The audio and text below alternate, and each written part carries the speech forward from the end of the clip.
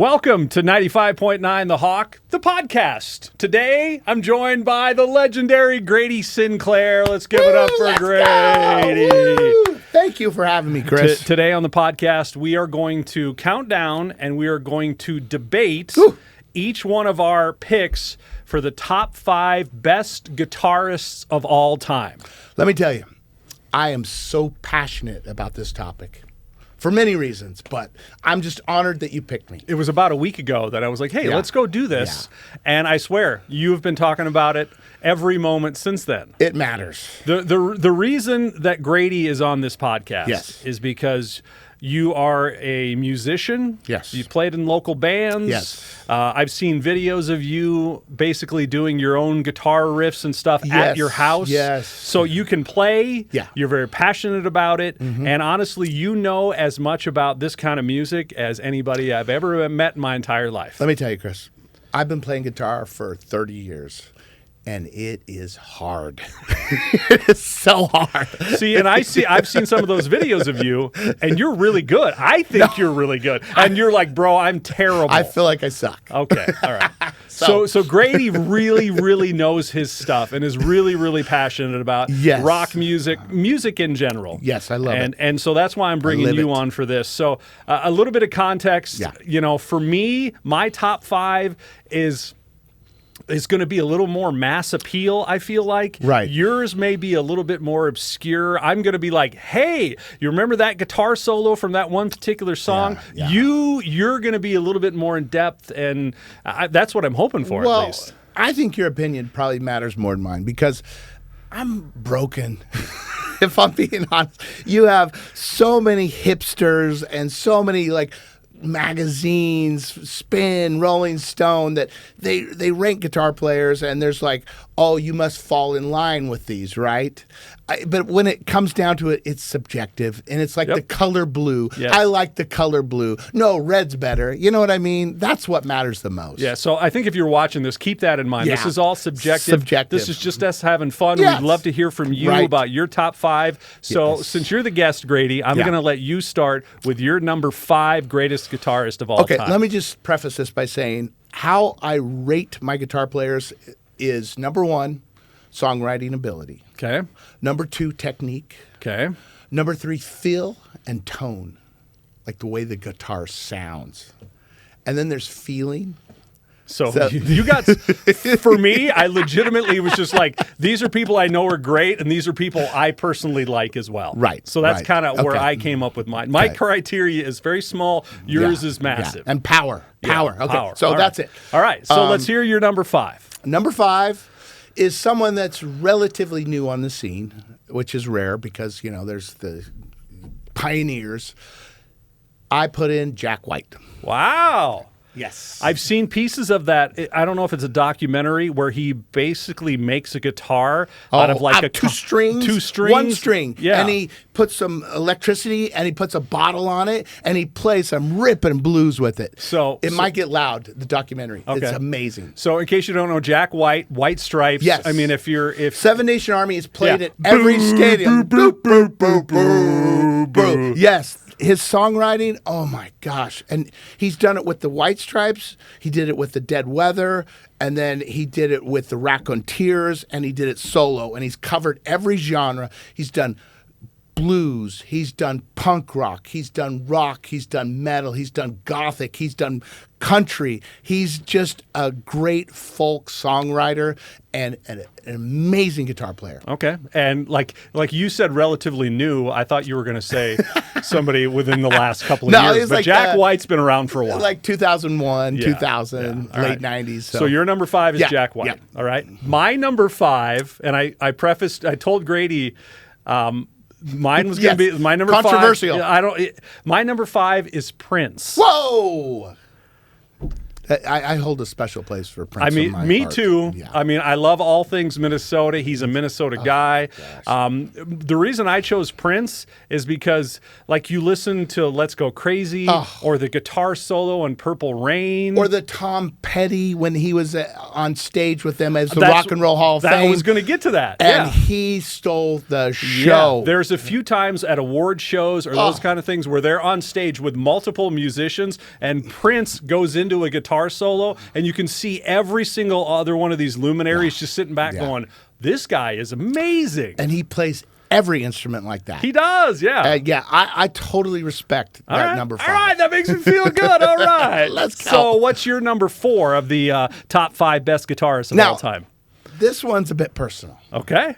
So, Stevie Ray Vaughan. Stevie Ray Vaughan. Now, why it's personal is because, he's one of the greatest Texas blues guitar players, And if I hear one note of his, I know it's him. He's very distinct. He makes a footprint.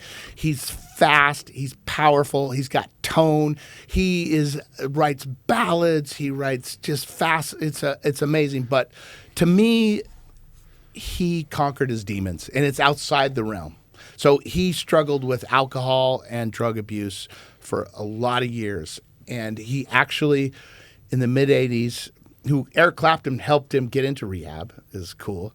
He conquered his demons, came out of rehab, and became a better guitar player afterwards. Which sometimes people go through rehab and they're not very good anymore. And they're not very good because their addiction or whatever they were doing. It was what made him great. What made him great. Yeah, so I have on DVD the Austin City Limits, like before when he was on drugs, and then I have the when he's after, and it's amazing. He's like, he looks better. He's gained some weight. He's more confident. He just rips through those notes. It's just amazing, and that's why I rank him number 4. All right, my number 4 is Jimmy Page. Whoa, is that too low for Jimmy Page? Well, it's subjective, obviously. Okay, but all right. I think that's perfectly fine. Give me your reasons. I don't think he invented the hard rock genre, like the heavy metal genre, but it feels like Led Zeppelin kind of was the pioneer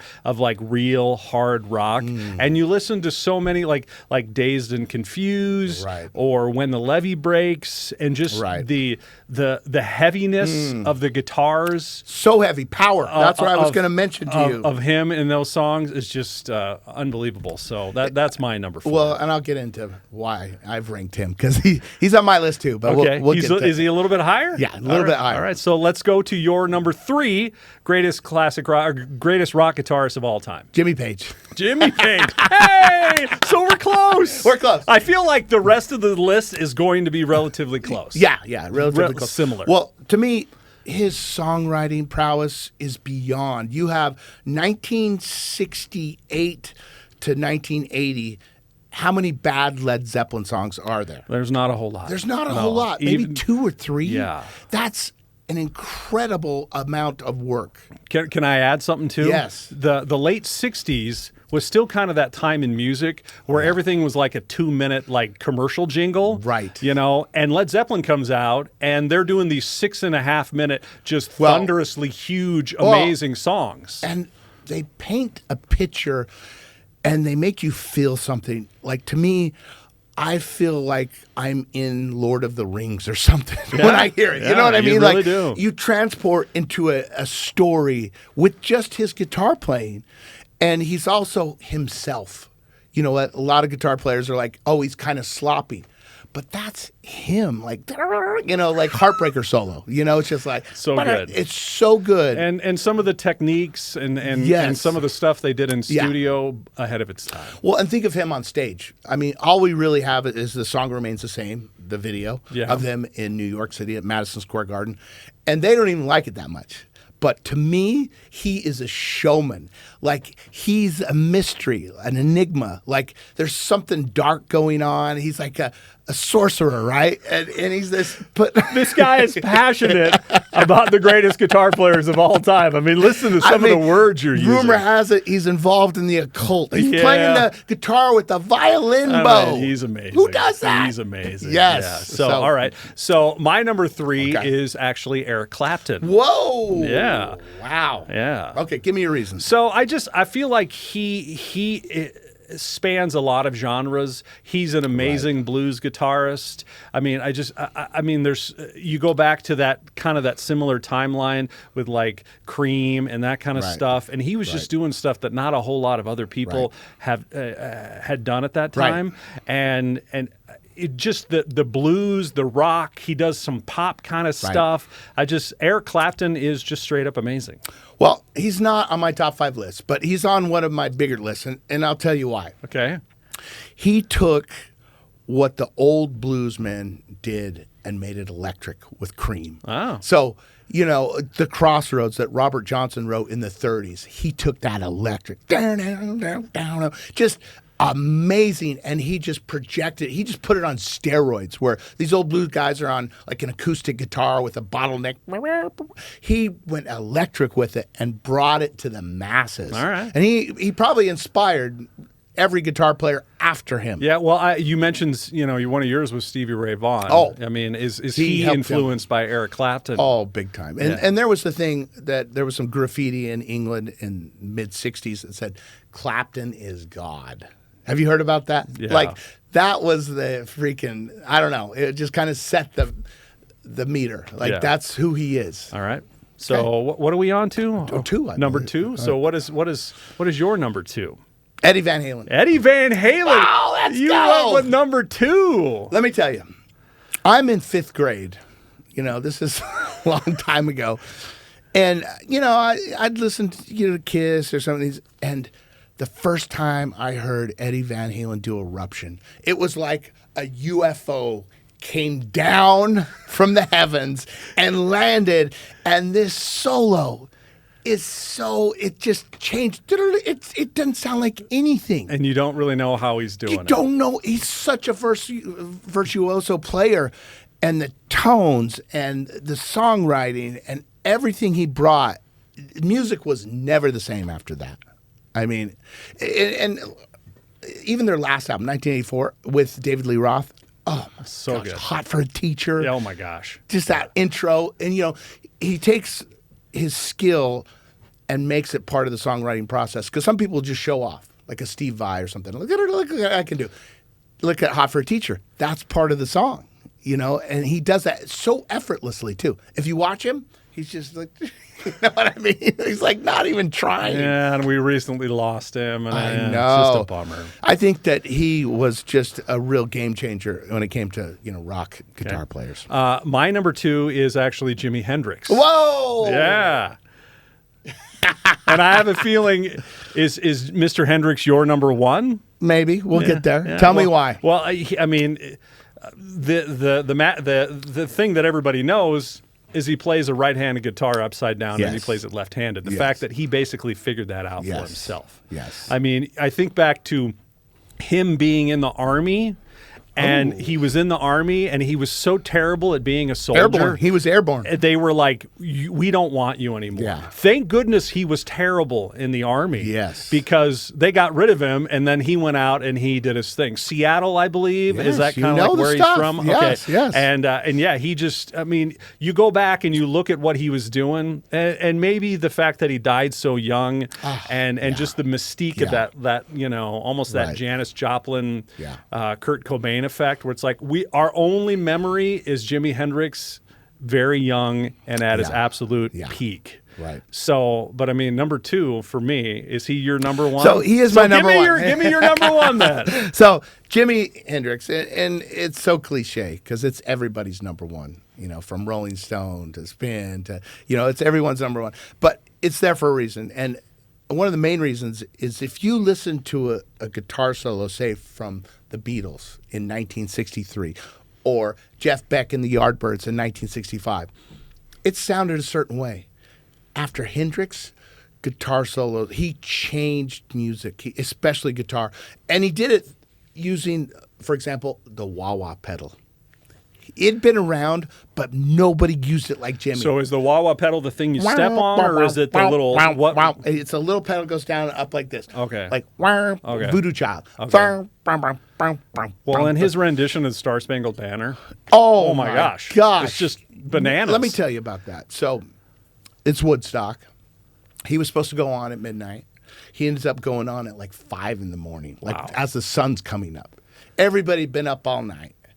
And he gets up there, and not only does he play it, but it represents the time. If you listen, he's playing like cop sound. You can feel the oppression. You can feel the civil rights movement. Late 60s, you can, right? Yeah. You can it feels like the late 60s. Everything that's going on in America at the time, he put into that solo, and you feel it.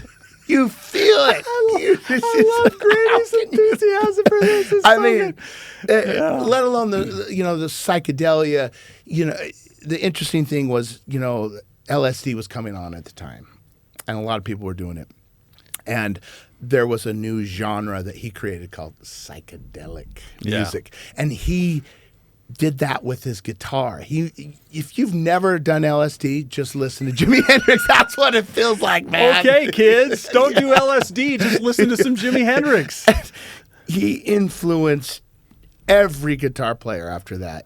Okay. Every guitar player has a little bit of Jimmy in him, and that's why he's my number one. All right, my number one is Eddie Van Halen. Whoa, I was gonna go there too. I debated, Chris. It was so tough. I think for my age, I'm 51. Right. I mean, my brother is about 3 or 4 years older, similar age as you are. Yes. And I didn't have any choice. You don't have a choice. When I was a certain age, I listened to Van Halen, the debut album of Van Halen, Diver Down. What's the other one? And Women and Children First. Yes. My brother just drilled those albums even before 1984. I mean, I just and then you get to 1984 where suddenly everybody knew who they were. And one of my favorite songs is Drop Dead Legs. Oh my God. The guitar in Drop Dead Legs is just absolutely so powerful. Dynamite. And I remember my sister had a Ford Escort with a huge, loud stereo system in it. And I remember going in her Ford Escort and sitting in there and listening to Eruption over and over and over. My dream was like, this was in my head, as a 10-year-old kid. Like, my friends are hanging out, I come out with a guitar and play Eruption somehow. Just be able to do it. He's like, where did this come from? Like you said, he's so it's amazing. like an alien that came down. And for me, he represents so much of my impressionable age and young, and him, even the synthesizer and the piano and just everything he did. I mean, my gosh, Eddie Van Halen might be my favorite rock star of all time. I debated that. I was just talking with a coworker, and he's like, "You got to put Eddie," and I was so close. That's okay. I'm glad you did. It's a 1A, 1B. I mean, you can go. I mean, between those, life will never be the same because of Eddie Van Halen and Jimi Hendrix. We're a better world because of those people. Yes. Yeah. All right. Paints color into our world. Nice job. There we go. There's our top 5 greatest guitarists of all time. Grady, thank you for coming on. Thanks for having me. It's 95.9 The Hawk, the podcast.